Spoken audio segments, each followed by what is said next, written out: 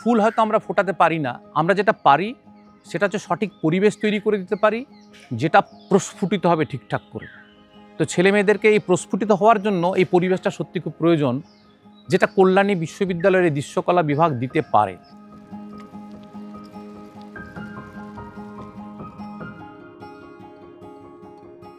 এই বিশ্ববিদ্যালয়টা আমাদের সবাই জানে, আমাদের বিধানচন্দ্র রায় বিখ্যাত ব্যক্তিত্ব, বিখ্যাত মানুষ, তার একটা পরিকল্পনা ছিল কল্যাণী। এবং কল্যাণী বিশ্ববিদ্যালয়ে যখন এই দৃশ্যকলা বিভাগটা তৈরি হয় তখন শুরুর থেকে আমরা আছি। শুরুতে এটা প্রথমে আমাদের বিটি কলেজ, যেটা এখন এডুকেশন ডিপার্টমেন্ট, ওখান থেকে আমাদের শুরু হয়েছে 2008 সালে। তখন কল্যাণীতে যে এত ভালো করে কিছু একটা ভাবা যায়, শিল্পীদের জন্য যে এটা একটা দারুণ জায়গা হতে পারে, সেটা তেমনভাবে তার আগে পর্যন্ত কেউ ভাবেননি।